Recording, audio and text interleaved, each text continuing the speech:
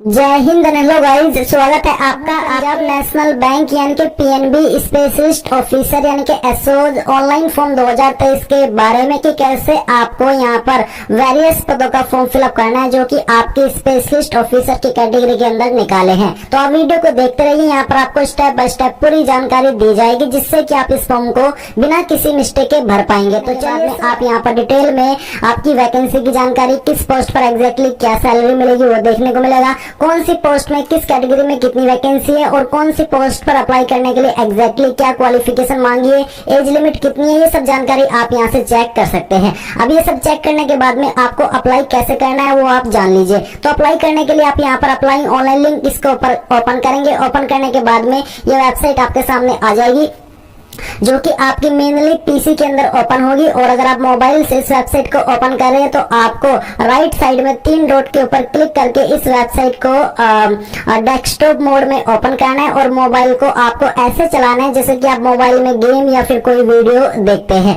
फिर आप यहाँ पर क्लिक हियर फॉर न्यू रैशन इसके ऊपर क्लिक करेंगे। इस पर क्लिक करने के बाद जो आपका फर्स्ट नेम है वो आपको यहाँ पर एंटर करना है। फर्स्ट नेम एंटर करने के बाद में उसको दोबारा डाल करके वेरीफाई करना है। मिडिल नेम है तो यहाँ पर डालेंगे, नहीं तो खाली छोड़ देंगे। फिर आपको यहाँ पर आपका लास्ट नेम एंटर करना है। लास्ट नेम को दोबारा डाल करके वेरीफाई कर देना है। मोबाइल नंबर एंटर करेंगे, मोबाइल नंबर को दोबारा डाल करके वेरीफाई करेंगे। कोई अन्य नंबर देना चाहते हैं तो आप यहाँ पर अल्टरनेटिव नंबर के अंदर देंगे, नहीं तो आप इसको खाली छोड़ देंगे।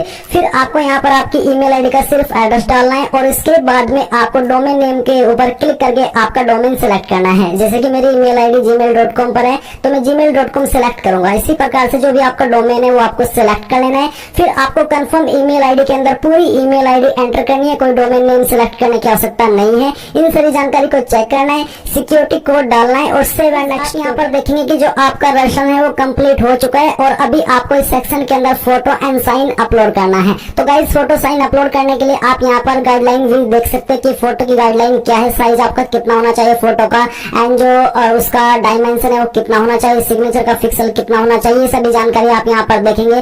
साथ ही left front impression, handwritten declaration का जो इमेज है उसका डिक्लेरेशन डीपीआई कितना है, सब जानकारी आपको दी गई है। तो इस सभी जानकारी चेक करने के बाद में आप यहाँ पर scan photograph of the candidate इसके ऊपर क्लिक करेंगे। जहां पर भी आपकी फोटो फाइल है वो आपको सिलेक्ट करनी है। बेसिकली आपके फोटो का साइज 20 से 50 केबी के बीच में रखा है तो आप यहाँ पर फोटो फाइल सिलेक्ट करेंगे। आपका फोटो इस तरह से आ जाएगा। अब आपको एक confirm that this is my valid photo यहाँ पर टिक करना है एंड देन जो आपका सिग्नेचर है वो भी आपको यहाँ पर सिलेक्ट कर लेना है। इसका साइज आपका 10 से 20 केबी के बीच में होना चाहिए। तो जहां पर भी फाइल है सिलेक्ट कीजिए, यहाँ से ओपन कीजिए तो आपकी फाइल साइन की इस तरह से आ जाएगी। आप यहाँ पर I confirm that this is my valid signature यहाँ पर टिक करके नेक्स्ट के ऊपर क्लिक कीजिए। नेक्स्ट पर क्लिक करने के बाद आती है पोस्ट। तो आप यहाँ पर कौन सी पोस्ट पर अप्लाई करना चाहते हैं वही आप यहाँ पर सिलेक्ट कर लीजिए। सभी पोस्ट पर अप्लाई करने का तरीका सेम है, बस उसकी क्वालिफिकेशन कम ज्यादा है पोस्ट की एलिजिबिलिटी के अकॉर्डिंग। कास्ट कैटेगरी आपकी कौन सी जो भी है वही आप यहाँ पर इस तरह से सिलेक्ट कर लीजिए। ओबीसी है, ओबीसी, एससी, एससी जो भी है बेसिकली सिलेक्ट कर लेनी है।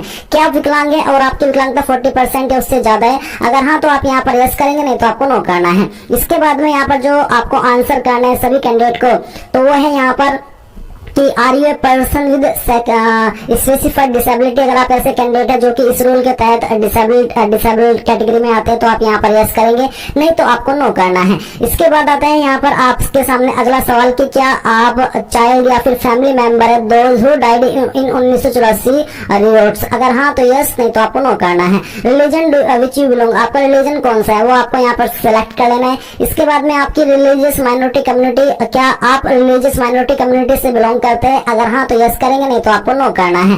फिर क्या आप यहाँ पर एक्स सर्विसमैन है इंक्लूडिंग ईसीओएस, एसएससीओएस, अगर हाँ तो यस, नहीं तो आपको नो करना है।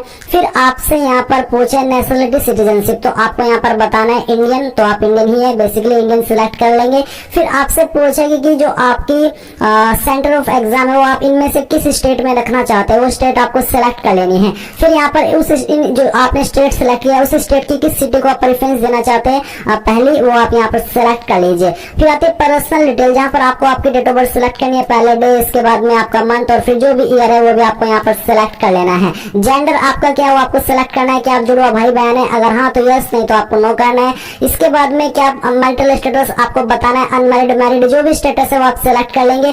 फादर का नेम देंगे, मदर का नेम देंगे। इसके बाद में यहाँ पर एड्रेस फॉर कॉरेस्पॉन्डेंस यानी कि प्रेजेंट एड्रेस, तो जो भी आपका प्रेजेंट एड्रेस है वो आप यहाँ पर लाइन फर्स्ट और 2 3 यानी कि 15 के अंदर थोड़ा थोड़ा पार्ट डालेंगे, क्योंकि आप एक सेक्शन के अंदर 35 कैरेक्टर से ज्यादा नहीं लिख सकते। डिस्ट्रिक्ट आपकी जो भी है उस डिस्ट्रिक्ट का नाम आपको यहाँ पर खुद से एंटर करना है, ना कि सिलेक्ट करनी होगी। एंड इसके बाद में आप यहाँ पर देखेंगे कि आपको आपका जो स्टेट है वो सिलेक्ट कर लेना है। स्टेट सिलेक्ट करने के बाद में आप यहाँ पर आपका पिन कोड एंटर करेंगे। क्या आपका कोरेस्पोंडेंस यानी कि प्रेजेंट एड्रेस और परमानेंट एड्रेस सेम है? अगर हाँ तो आप यहाँ पर टिक कर देंगे, अगर नहीं तो अनटिक करके अलग से अपना परमानेंट एड्रेस भर दीजिएगा। फिर किस एड्रेस के ऊपर आप अपनी एप्लीकेशन फीस की जीएसटी इनवॉइसिंग सेंड कराना चाहते हैं तो वो आप सिलेक्ट कर लीजिए। इसके बाद आप यहाँ पर सेव एंड नेक्स्ट के ऊपर क्लिक करेंगे। अब गाइस यहाँ पर क्वालिफिकेशन की जानकारी आपके सामने आ चुकी है। मैं आपको यहाँ पर क्वालिफिकेशन की जानकारी भरने से पहले ये बता दूं कि जिनकी परसेंटेज 59.99 है वो यहाँ पर 60% लिख सकते हैं, क्योंकि राउंड फिगर ही आपको लिखना होगा। इसके बाद अब आती है क्वालिफिकेशन की, तो यहाँ पर ग्रेजुएशन में आपको बताना कि आपकी ग्रेजुएशन इनमें से किस डिग्री स्ट्रीम या सब्जेक्ट के अंदर है। अगर इनमें है तो आप यहाँ से सिलेक्ट कर ले, नहीं तो आप अदर्स के ऊपर क्लिक करके खुद से अपनी क्वालिफिकेशन का नाम एंटर कर दे। तो जो भी है वही आप सिलेक्ट कर लेंगे। इसके बाद में आपको यहाँ पर आपकी यूनिवर्सिटी का नाम बताना है, जो भी आपने यूनिवर्सिटी से की है उसका नाम आप यहाँ पर एंटर कीजिएगा। इसके बाद आपने किस साल के अंदर पास किया, डेट, मंथ और फिर यहाँ पर जो आपका ईयर है वो आपको सिलेक्ट कर लेना है। ये सिलेक्ट करने के बाद में आप यहाँ पर देखेंगे परसेंटेज और मार्क्स, तो आपकी जो परसेंटेज है वो आप एंटर करेंगे। क्लास ग्रेड आपकी क्या है वो आप सिलेक्ट कर लेंगे।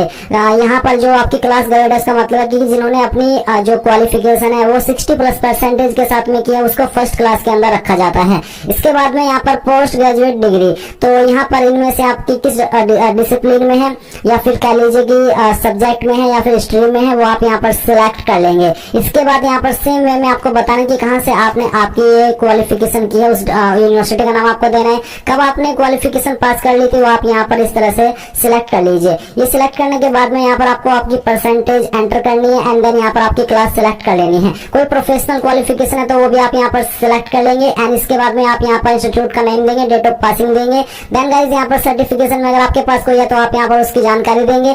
साथ ही आपसे पूछा कि do you have graduation, post graduation degree, diploma from any institute, college, university recognised, approved by, तो आप यहाँ पर कर दीजिए कि हाँ जो भी मेरी क्वालिफिकेशन है वो इसके द्वारा अप्रूव्ड है। इसके बाद में यहाँ पर पोस्ट क्वालिफिकेशन वर्क एक्सपीरियंस, तो अगर आप ऐसे पोस्ट पर अप्लाई कर रहे हैं जिस पर कि कोई वर्क एक्सपीरियंस मांगा है या फिर आपके पास एक्सपीरियंस है और आप देना चाहते हैं तो आप यहाँ पर नेम ऑफ द एम्प्लॉयर के अंदर उस कंपनी या उस बैंक या फिर उस जो भी कंपनी है बेसिकली उसका नाम देंगे जहां पर आपने काम किया है। डेजिग्नेशन के अंदर उस पोस्ट का नाम जिस पोस्ट पर रह करके आपने काम किया है। और यहाँ पर फ्रॉम के नीचे जो डेट मंथ ईयर है यहाँ पर आप वो डेट मंथ ईयर सिलेक्ट करेंगे जब आपने जॉब ज्वाइन की थी। और टू के नीचे जो डेट मंथ ईयर है यहाँ पर आप वो डेट सिलेक्ट कर लेंगे जब आपने जॉब छोड़ी थी। क्यों आपने जॉब छोड़ी उसका कोई भी छोटा मोटा रीजन आप यहाँ पर दे दीजिएगा।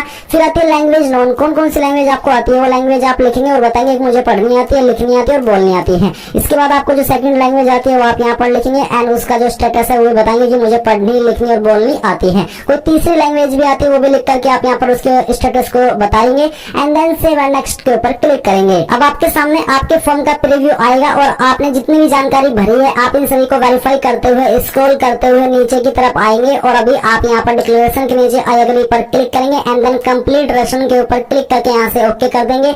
एक बार फिर से ओके करेंगे। ओके करने के बाद में यहाँ पर आपको कुछ चीजें अपलोड करनी है। एक है आपका लेफ्ट थंब इंप्रेशन, तो आप यहाँ पर इसको अपलोड करेंगे। चूज फाइल के ऊपर क्लिक कीजिए, जहाँ पर भी आपके बाएं अंगूठे का निशान है वो आपको यहाँ पर सिलेक्ट कर लेना है एंड इसको यहाँ से ओपन करना है। ओपन करने के बाद में आपकी फाइल इस तरह से आ जाएगी, आप इसको ओके कर दीजिए। फिर आपको हैंड रिटन डिक्लेरेशन अपलोड करना है। अब इसमें आपको क्या लिखना है वो मैं आपको बताता हूँ। तो गाइज यहाँ पर ये जो आप वेबसाइट देख सकते हैं हमारी, जिसका लिंक इस वीडियो के डिस्क्रिप्शन में दिया है। अभी तो मैंने यहाँ पर नहीं डाला, बट जब आप इस वीडियो को देख रहे होंगे तो आपको यहाँ पर सिलेक्शन प्रोसेस के नीचे हैंड रिटन डिक्लेरेशन की एक हेडिंग देखने को मिलेगी। उस हेडिंग के नीचे जो लाइन आपको दी गई है वो लाइन आपको एक ब्लैंक पेपर यानी कि कोरे कागज के ऊपर लिखनी है और लिखने के बाद में आपको उसको स्कैन करना है और 100 KB से कम उसका साइज रखना है और वो फाइल आपको यहाँ पर अपलोड कर देनी है। इसके बाद में गाइज आप यहाँ पर proof of date of birth, तो आप यहाँ पर proof of date of birth में आपका 10th का मार्कशीट या फिर जो आपका बर्थ सर्टिफिकेट है वो अपलोड करेंगे। इसका फॉर्मेट PDF का रखा है, वो इमेज में नहीं चलेगा। तो जहाँ पर भी आपकी फाइल है वो आप सिलेक्ट करेंगे और यहाँ से ओपन कर लेंगे। इसके बाद में आप उसको इस तरह से वेरीफाई कर देंगे। एंड गाइज यहाँ पर